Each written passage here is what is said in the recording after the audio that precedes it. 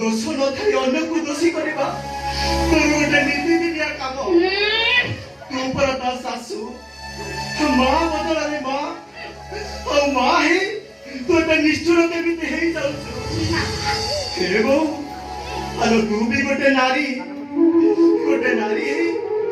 आउ गोटे नारी प्रति अविचार करिबा तो विवेक तो तिके बाधा दउनी ए थाउ बा तरे सुंदरिया मागिला पे मत उपदेश बा किछि दरकार नै आ देख या बेचरा खड़ी गई कि माई पबुला करा हां माई पकथा मागो किनाती पड़ाउते बहुत मते कहउछती ताछरे ताकर एमिति कथा सुनि मोर देह सराई गलाय ताकर कोनेसी कथा रे मते किछि भी फरक पडुनी तमे काहे कि ताको ऊपर विरक्त होछ कहला मनीषर गोटे सहीबार सीमा थाए अरे केते आउ सहीब तबे केते निज देह को पत्थर करिवो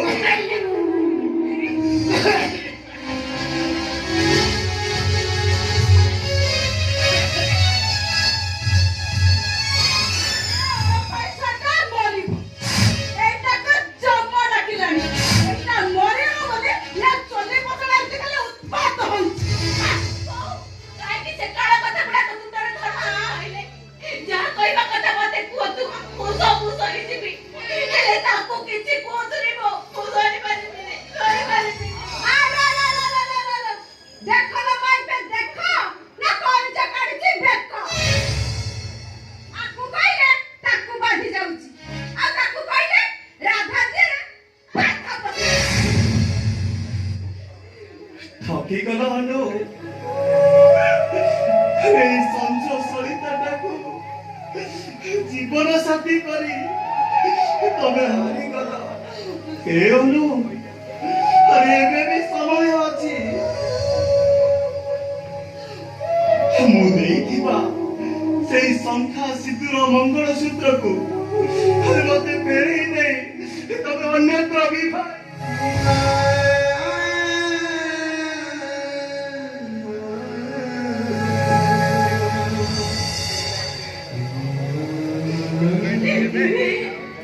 तमे एमिति कोन कहउछ मो परा हिंदू घरर मो प्रत्येक हिंदू घरर नारी चाहि थाए हातरे शंखा मथारे सिंदूर पिंधि ओहेने पूरा मछाई से मोसाड़ी बुझाऊ नो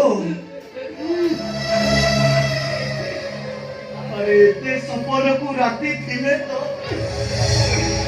अरे विधाता पाचिरो मो आयुष्य काटा परा लिपि भी सारी लारे तमे सेमिति कोनी किछि होनी तमरा किछि होनी ओ प्रतिवर्ष सावित्री ओसा केबे भी विफल होबनी केबे भी पूरा सत्य सावित्री तम सावित्री मिछ हे जीवन तम पतिव्रता सतीत्वर संज्ञाटा मरीचिका पलटि जीव आउ तप तप करी जलुथिबा एई जीवन दीपटा निभि गला परे तम जीवनटा अंधकार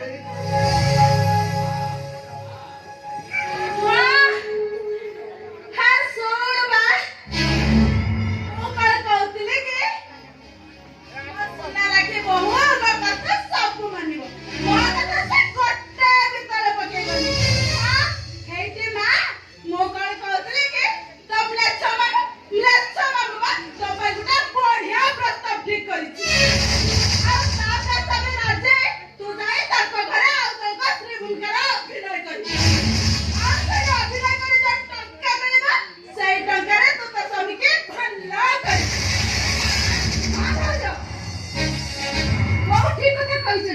ଯଦି ଭାଇ ଭଲ ନାହିଁ ସେଇଠି ମରିଗଲେ ତମେ ଆସିବା ଦରକାର ନାହିଁ। ତମେ ସାରା ଜୀବନ ସେଇଠି ରହିଯିବ। ତମେ ଏଇଠି ଠିଆ ହେଇଛ, ତମ ଆଖି ସାମ୍ନାରେ ତମ ମା ଭଉଣୀ ଏତେ କଥା କହି ଯାଉଛନ୍ତି, ତମେ ଚୁପ୍ ଠିଆ ହେଇଛ କେମିତି? କଣ ଆଉ କହିବି ଅନୁ? ଆରେ ସେମାନେ ଯାହା କହୁଛନ୍ତି ସେଥିରେ ତମର ମଙ୍ଗଳ ହବ, ତମେ ସୁଖରେ ରହିବ, ଶାନ୍ତିରେ ରହିବ। ଦରକାର ନାହିଁ ମୋର ଖୁସି, ଦରକାର ନାହିଁ ମୋର ଶାନ୍ତି। ତମେ ମୋ ପାଖରେ ଥିଲେ ନା ମୋର ସବୁ ଖୁସି ଶାନ୍ତି ସବୁ କିଛି ମୋ ପାଖରେ ଅଛି। ସେଇଟା କେମିତି ହବ ବା? ଏଇଟା ପରା ଜୀବନ ସହିତ ଖାପି ମାରି ବଞ୍ଚିଛି। ଏଇଟାକୁ ତ ଆଉ ଟିକେ ଆଉ କଣ ଏଇଠି ଭଲ ଗତି ଅଛି ଯଦି ଇଏ ପ୍ରସ୍ତାବରେ ରାଜି ହେଇଛ। ତମେ ନା ସେଠି ପାଟରା ନେଇକି ରହିବ, ଯାହା ଚାହିଁବ ତାହା ପାଇବ। ଆଉ ତମେ ଚାହିଁଲେ ତମ ସ୍ୱାମୀକୁ ବଞ୍ଚାଇ ପାରିବ। ଟିକେ ଭଲ ଭାବରେ ଚିନ୍ତା କର, ନିଷ୍ପତ୍ତିଟା ତୋ ହାତରେ। କଣ କରିବୁ କଣ ନାହିଁ ତୁ ହିଁ ଚିନ୍ତା କର। ସେ କଥା ମୁଁ ବି ଚିନ୍ତା କରିକି ଆସୁଥିଲି। ହେଇଟି ଦେଖିଲ, ସ୍ୱାମୀ କହିବ ତ ୟାକୁ। ହେଇଟି ମୁଁ ଯାହା ଚିନ୍ତା କରୁଥିଲି ତମେ ଠିକ ସେଇଆ ଚିନ୍ତା କରୁଥିଲ। ଆରେ ସେଇଆ ନୁହଁ, ଟିକିଏ ଅଲଗା। ଅଲଗା ମଲା ସେଇଟା ପୁଣି କଣ ବା? ଆରେ ମୁଁ ଜଣେ ଶ୍ୱାସ ରୋଗୀ। ହଁ ରୋଗ ଭଲ ହବା ପାଇଁ ଆମ ପାଖରେ ପଇସାଟିଏ ନାହିଁ। ତମ ପାଇଁ ମୁଁ ଗୋଟିଏ ପ୍ରସ୍ତାବ ଠିକ କରିଛି। ଯଦି ତମେ ରାଜି ହେଇଯିବ ପ୍ରଚୁର ଟଙ୍କା ମିଳିବ। ଯଦି ମୋ ରୋଗ ଭଲ ହେଇଯିବ ତମେ ବି ଅଏସ୍ କରିବ।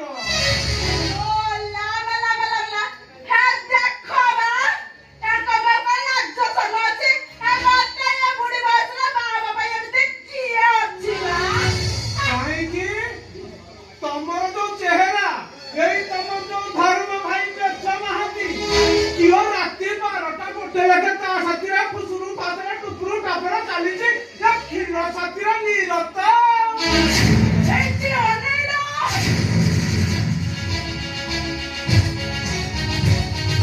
ମୁଁ ହଉଛି ଗମଝିମା ଦମୟନ୍ତୀ। କଥା ଟିକେ ଏପଟ ସେପଟ କଲେ ମୁଁ କାହାରି ନୁହଁ। ବୁଝିଲଟି?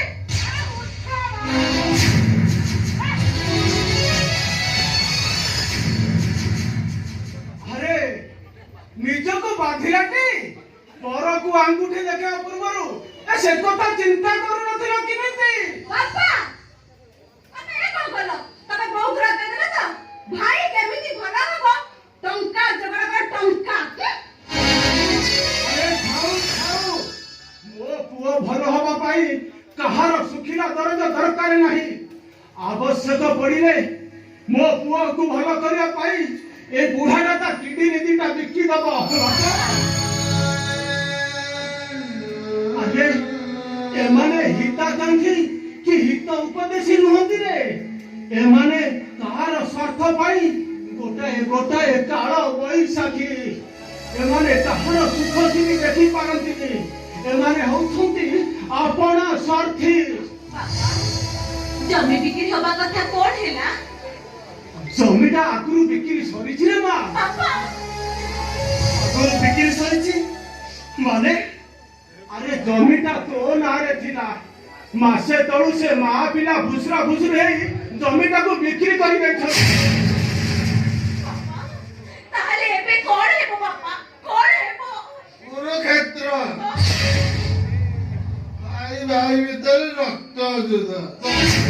ହଁ, ଟଙ୍କାଟା ମୋର ନିହାତି ଦରକାର ଥିଲା, ସେଥିପାଇଁ ବୋଉକୁ ଫୁସୁଲେଇ ଜମିଟାକୁ ବିକି ଦେଲି।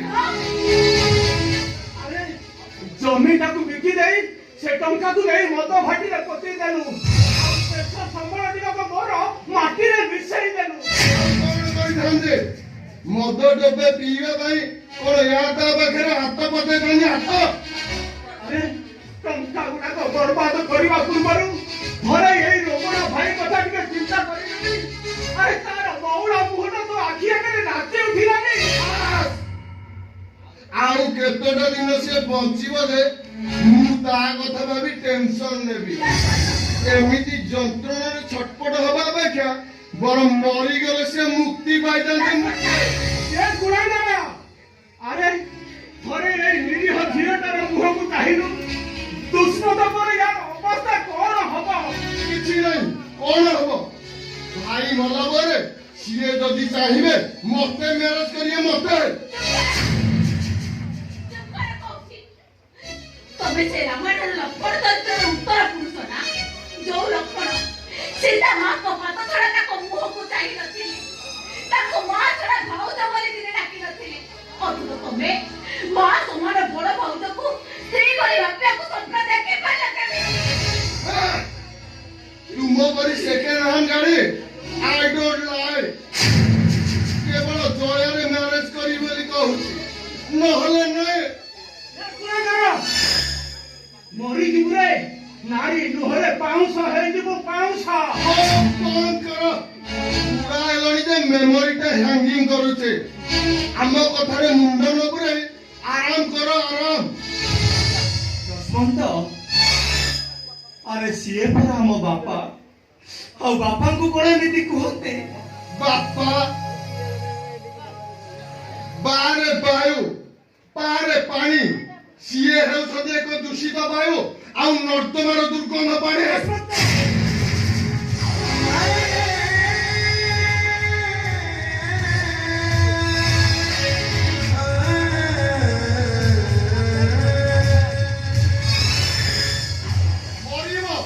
ମରିବ ତମେ, ଟିକେ ଔଷଧ ବିନା ଛଟପଟ ହେଇ ମରିବ। ଆଉ ନାକ ଆଗରେ ରାଗ ରଖି ଥିବା ଏଇ ଅନୁସୟା ମାନେ ଯେ ମୋ ବାସର ଘଟରେ ବାସର ରତି ମରିବ, ବାସର ରତି।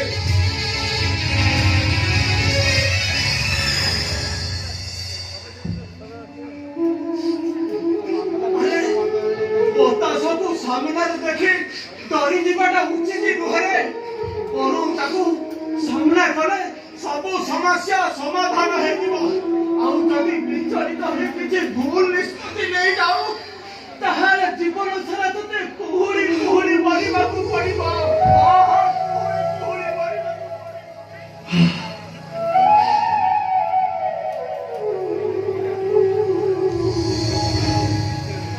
ମୁଁ ଆଜି ନିରୁପାୟ ନୁ, ମୋ ପାଖରେ ଅନ୍ୟ କୌଣସି ରାସ୍ତା ନାହିଁ। ସ୍ୱାମୀ ନା ମୋ ପାଇଁ କିଛି କରିପାରୁଛି, ନା ତମ ପାଇଁ। ଆରେ ପାରୁଛ ତ ଏଇ ପଙ୍ଗୁ ଅଥର୍ବ ସ୍ୱାମୀଟାକୁ ଭୁଲି ଯାଏ। ତମେ ଅନ୍ୟ ବାଟ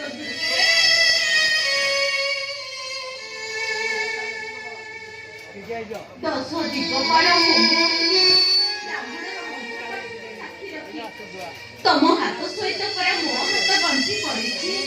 ଗୋଟେ ଜନ୍ମ ପାଇଁ ନୁହଁ, 100 ଜନ୍ମ ପାଇଁ ଆମେ ଦୁଇ ଜଣ ଗୋଟିଏ ବନ୍ଧନରେ ବାନ୍ଧି ହେଇସାରିଛେ। ନା, এই জীবন ছকরে হজি যাইছি ଆମ ବାଟ,